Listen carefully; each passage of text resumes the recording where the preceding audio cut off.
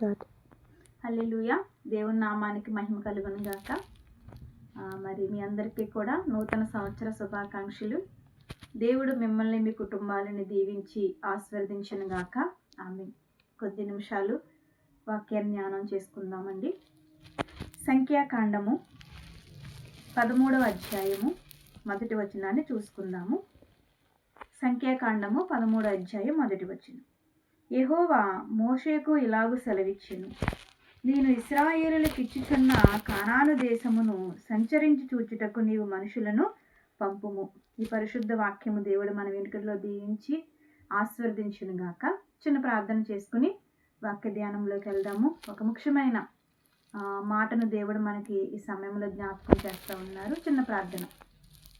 స్తోత్రములు దేవా, నీ కొందనాలు నాయన, మహిమోన్నతుడా నీ కొందనాలు, మహాగణుడా నీ కొందనాలు. సమయాన్ని బట్టి నీకు స్తోత్రాలు చెల్లిస్తూ ఉన్నాము.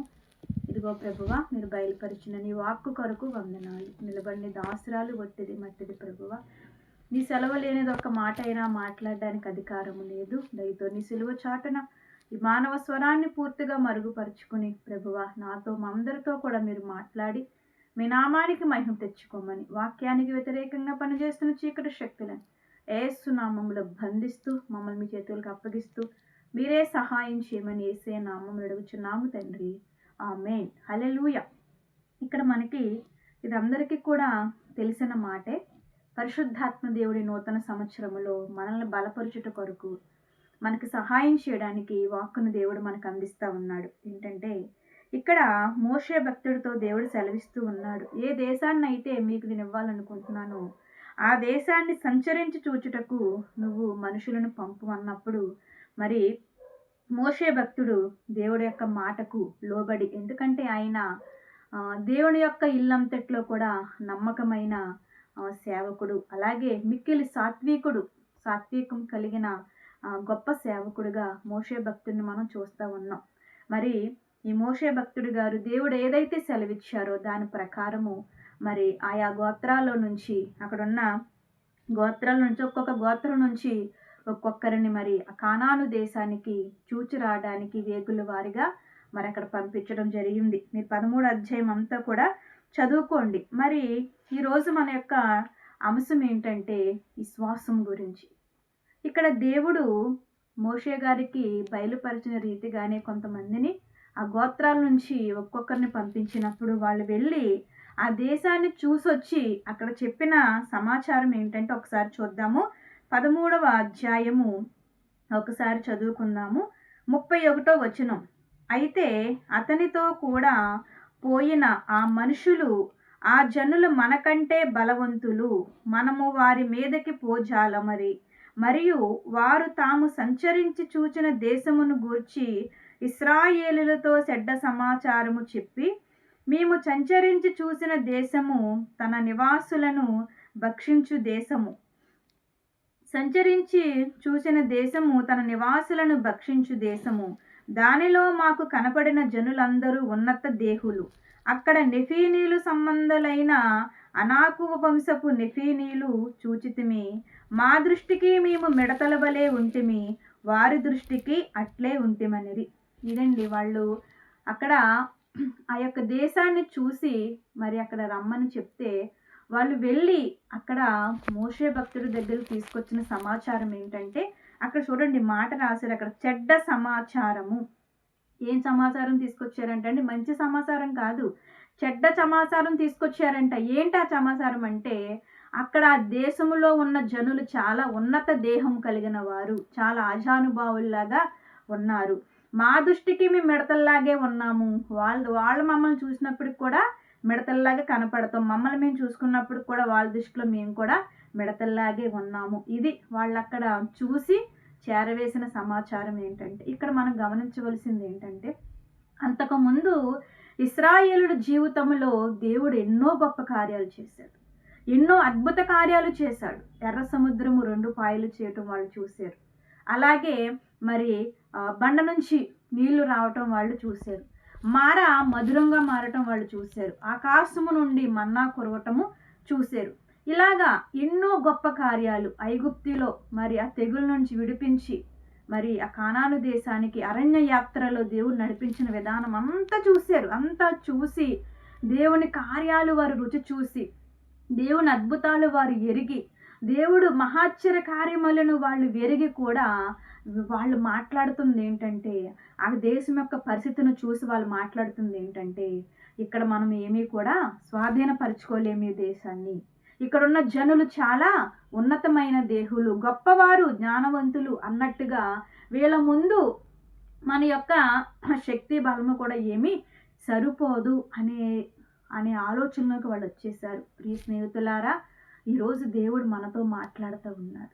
నీ ఎదుట ఎంత బలవంతుడు ఉన్నప్పటికీ, నీ ఎదుట ఎంత భయంకరమైన పరిస్థితి ఉన్నప్పటికీ, మనము అక్కడ చూడవలసింది ఏంటంటే ఆ వ్యక్తి యొక్క గొప్పతనాన్ని కాదు. ఆ వ్యక్తి ఎంత బలవంతుడైనా కానీ, అక్కడున్న పరిస్థితి ఎంత బలమైన పరిస్థితి అయినా కానీ మనం చూడవలసింది ఎవరంటే విశ్వాసమునకు కర్త, దాన్ని కొనసాగించు యేసు వైపు మనం చూడాలండి. ఎప్పుడైతే మనం అలా చూసేమో, మన ముందు ఎంత బలవంతుడు నిలబడ్డా సరే, వాడు మనకి ఆఫ్టర్గా మనకి ఈడేం చేయగలడు, నా దేవుడి శక్తి ముందు వీడి శక్తి ఎంత, నా దేవుడు బలం ముందు వీడి బలం ఎంత, నా దేవుడు చేసే కార్యాల ముందు వీడు పెట్టే శోధన ఎంత, వీడు పెట్టే శ్రమ ఎంత అని సాతాన్ని చూసినప్పుడు మనకు అలా కనిపిస్తూ ఉంటుంది. కానీ ఇక్కడ వాళ్ళు చెప్పిన చెడ్డ సమాచారం బట్టే వాళ్ళు దేవుణ్ణి శక్తిని తక్కువగా అంచనేశారు. అన్ని కార్యాలు చూసి కూడా దేవుడు ఉన్నాడు, నడిపిస్తున్నాడు, వాళ్ళు ఎంత ఉన్నత దేహులైనా సరే వాళ్ళని అక్కడ లేకుండా చేసి ఆ దేశాన్ని మనకిస్తాడు అనే విషయాన్ని వాళ్ళు కొంతమంది నమ్మలేక అవిశ్వాసపు మాటలు మాట్లాడారు. విశ్వాసము కలిగి మాట్లాడిన వాళ్ళు ఎవరంటే కాలేబు భక్తుడు, అలాగే నూను కుమారుడైన యెహోషువ. వీళ్ళిద్దరు మాత్రమే, లేదు మనం అలా మాట్లాడకూడదు, ఆ దేశాన్ని దేవుడు మనకిస్తాడు, దేవుడు మనకు తోడుగా ఉన్నాడు, వాళ్ళు ఎంత గొప్ప వాళ్ళు అయినప్పటికి కూడా మన దేవుడు ముందు వాళ్ళు ఎందుకు పనికిరాని వాళ్ళని వీళ్ళిద్దరూ మంచి సమాచారం చెప్పారు. కానీ మిగతా వాళ్ళందరూ కూడా చెడ్డ సమాచారం చెప్పి వాళ్ళ వైపు వాళ్ళు చూసుకుంటూ మాట్లాడారు. ఈరోజు ఈ నూతన సంవత్సరంలో నేను బైబిల్ మూసేస్తా ఉన్నాను. ఈ నూతన సంవత్సరంలో దేవుడు మనకు తెలియజేస్తున్న మాట ఏంటంటే, ఈ నూతన సంవత్సరంలో నీ వైపు నువ్వు చూసుకోవద్దు, నీ పరిస్థితుల వైపు నువ్వు చూడొద్దు, నీ సంఘం ఎలాగుందో నువ్వు చూడొద్దు. నీ పరిస్థితుల వైపు కానీ నీ వైపు కానీ దేని వైపు నువ్వు చూసినా సరే వీళ్ళు మాట్లాడినట్టుగానే మాట్లాడవలసి వస్తుంది. మనం ఎలా చూడాలంటే, కాలేబు ఏ రకంగా చూశాడు, నూను కుమారుడైన యెహోషువ ఏ రకంగా దేవుని శక్తిని చూసి మాట్లాడాడో, అదే రీతిగా ఈ నూతన సంవత్సరంలో మన యొక్క మాట ఉండాలి, మన యొక్క విశ్వాసం ఉండాలి. విశ్వాసము లేకుండా దేవుడికి ఇష్టడై ఉండుట అసాధ్యము. మన విశ్వాసం లేకుండా దేవుడికి ఇష్టలుగా మనం ఉండలేము. ఎటువంటి విశ్వాసం అంటే, మన ముందు ఎంత భయంకరమైన పరిస్థితులు ఉన్నప్పటికీ, భయంకరమైన వ్యక్తులు నిలబడినప్పటికీ, మన సేవకు ఎంత భయంకరమైన ఆటంకాలు వచ్చినప్పటికీ కూడా మీరు నేను మనందరం ఎవరి వైపు చూడాలంటే నజరేయుడైన యేసు వైపు మాత్రమే మనము చూడాలి. ఎందుకంటే ఆయనే మన బలము. దావీదు భక్తుడు అంటున్నాడు, యెహోవా నా బలమా నేను నిన్ను ప్రేమించుచున్నాను. మన బలం ఎవరంటే మన యేసయ్యే. మన ధనము ఎవరంటే మన యేసయ్యే. ఒకవేళ చిన్న సంఘం కావచ్చు, ఎన్నో చెయ్యాలని మీకు ఆశ ఉండొచ్చు, కానీ ఆర్థిక పరిస్థితులు అనుకూలించక మరి సేవ సరిగ్గా చేయకపోవచ్చు. అయినా సరే ఆ చిన్న సంఘాన్ని దీవించే దేవుడు మనకున్నాడు. హల్లెలూయా. చిన్న మంద జడియకుడి రాజ్యము అనుగ్రహించుట మీ తండ్రికి ఇష్టమైన లేఖనం తెలియజేస్తోంది. బాధపడొద్దు, నా దగ్గర 4 ఉన్నారు, 5 ఉన్నారు, 10 మంది ఉన్నారు, అయ్యో నేను ఏమీ చేయలేకపోతున్నానని ఏమీ బాధపడొద్దు. ఎందుకంటే దేవుడు మనల్ని సేవకు పిలుచుకున్నప్పుడు మనతో పాటు ఎవరూ లేరు. మనం ఒక్కరిగా ఉన్నప్పుడే దేవుడు సేవకు పిలుచుకున్నాడు. ఓ 10 మందితో మనం ఉన్నప్పుడు పిలుచుకోలేదు, ఒక 100 మందిలో ఉన్నప్పుడు పిలుచుకోలేదు. ఒంటరిగా నిస్సాయ స్థితిలో మన దగ్గర ఏమీ లేని పరిస్థితిలో దేవుడు మనల్ని పిలుచుకున్నాడు. కుమారుడా కుమార్తె నువ్వు నా సేవ చెయ్యాలని. అప్పుడు మనం ఎంతో ధైర్యంగా అడిగేసాం. ఈరోజు ఎందుకు చాలా మంది భయపడుతున్నారు, అయ్యో నా వెనకాల ఎవరూ లేరు, నాకు సహకరించే వాళ్ళు లేరు, నన్ను ముందుకు నడిపించే వాళ్ళు లేరు.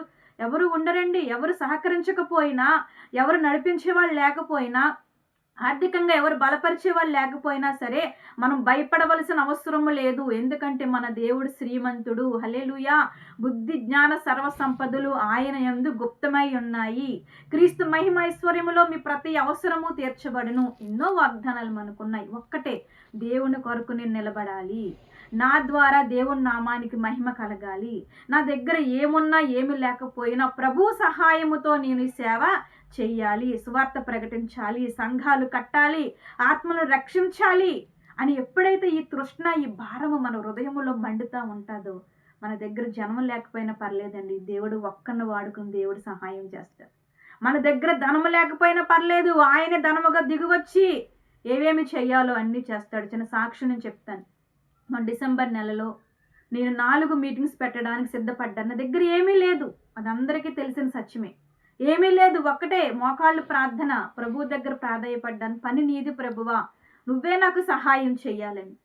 చాలా అద్భుతకరంగా మీరు అనుకున్నట్టు నాకు నా చుట్టూ జనం కూడా ఎవరూ లేరు. నేను ఒక సువార్థికురాలిని, సంఘం కూడా నాకు లేదు. నేను సువార్త పని చేస్తూ ఈ రీతిగా నేను ముందుకు కొనసాగుతూ ఉన్నాను. నన్ను నడిపిస్తున్న వ్యక్తి ఎవరంటే నా యేసయ్య, నా తండ్రి నన్ను నడిపిస్తూ ఉన్నాడు.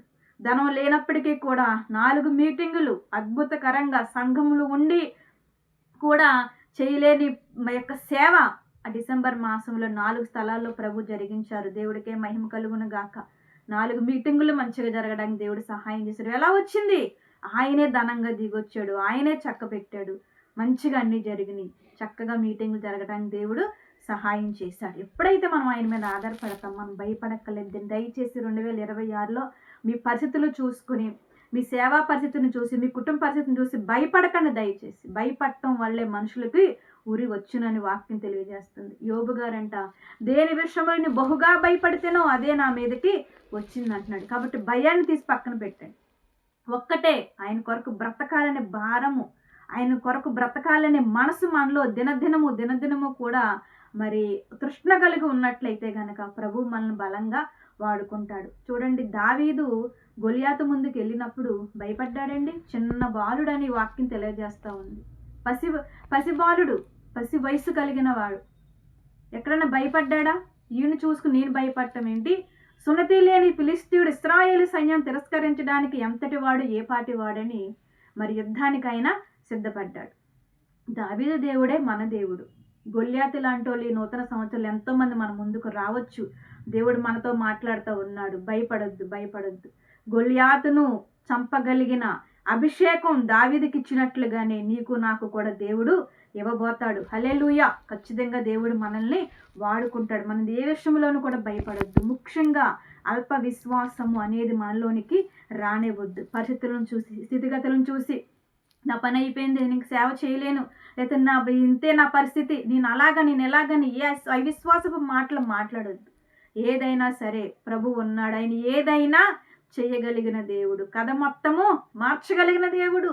ఏ పరిస్థితులు మనకి ఎంత వ్యతిరేకంగా ఉన్నా సరే అనుకూలంగా మార్చగలిగిన దేవుడు మనకు తోడుగా ఉన్నాడు. కాబట్టి ఈ 2026లో 2025లో ఎక్కడెక్కడ మీరు భయపడ్డారో ఆయా పరిస్థితుల్లో ఈ 2026లో మీరు ధైర్యం తెచ్చుకోవాలి. దేవుని కొరకు నిలబడాలి. ఆయన వైపు చూస్తూ మనం నడిచినప్పుడు మనం ఎక్కడా కూడా ఓడిపోవటం అనేది జరగదు. ఎందుకంటే మన దేవుడు ఓడిపోయిన దేవుడు కాదు. మన దేవుడు మరణాన్ని గెలిచి జయించిన దేవుడు. హల్లెలూయా. ఆయన బిడ్డలుగా మనం ఉన్నాము. ఖచ్చితంగా మనం కూడా జయాన్ని సాధించేటట్లుగా ఆయన మనల్ని నడిపిస్తాడు. మనం ఏమి చెయ్యాలంటే ఈ 2026లో మనల్ని మనం పూర్తిగా ప్రభు చేతుల్లో మనము పెట్టేసుకోవాలి, ఆయనకు అప్పగించేసుకోవాలి. ఎటువంటి పరిస్థితులు వచ్చినప్పటికీ ఏమో తెలియదు, ఎటువంటి పరిస్థితులు మనకు రాబోతున్నాయో, సేవాపరంగా ఎటువంటి వ్యతిరేకతలు రాబోతున్నాయి, కుటుంబ పరంగా ఎటువంటి వ్యతిరేకతలు రాబోతున్నాయో, సమాజ పక్షంగా ఎటువంటి వ్యతిరేకతలు రాబోతున్నాయో మనకు తెలియదు. ఎటువంటి వచ్చినప్పటికీ కూడా యెషయా వలె మనం చెప్పాలి, ప్రభువా నేనున్నాను, నన్ను వాడుకో. అన్నీ అనుకూలంగా ఉంటే అందరూ సేవ చేస్తారండి. ఆరోగ్యం బాగుంటే అందరూ సేవ చేస్తారు, డబ్బు ఉంటే అందరూ సేవ చేస్తారు. ఆరోగ్యం బాగకపోయినా, మన చేతిలో ధనం లేకపోయినా, సహకరించే వాళ్ళు లేకపోయినా, వెన్ను తట్టి నేను ఉన్నానని చెప్పేవారు లేకపోయినా సరే నేను ప్రభు పని చేస్తాను, నన్ను వెన్ను తట్టేవాడు ఆయనే. మనుషులు నచ్చితే వెన్ను తడతారు, ముందుకు నడిపిస్తారు. నచ్చకపోతే తట్టిన వారే మళ్ళీ వెనక్కి లాగేస్తారు. కాబట్టి మనుషులను ఆశ్రయించుట కంటే యెహోవాను ఆశ్రయించుట మేలని వాక్యం తెలియజేస్తూ ఉంది. కాబట్టి విశ్వాసం కలిగిన వారిగా మనం ముందుకెళ్దాము. విశ్వాస వీరుల జాబితాల్లో మనం ఈ సంవత్సరము చేరదాం. విశ్వాసమైన మరి అద్భుతకరమైన కార్యాలు ఈ సంవత్సరంలో ప్రభు కొరకు మనము చేద్దాము. అనేక మందిని ఆ రీతిగా ఉండేటట్లుగా కూడా మనము బలపరుస్తాం. ఎవరు కూడా పిరికి మాటలు మాట్లాడొద్దు.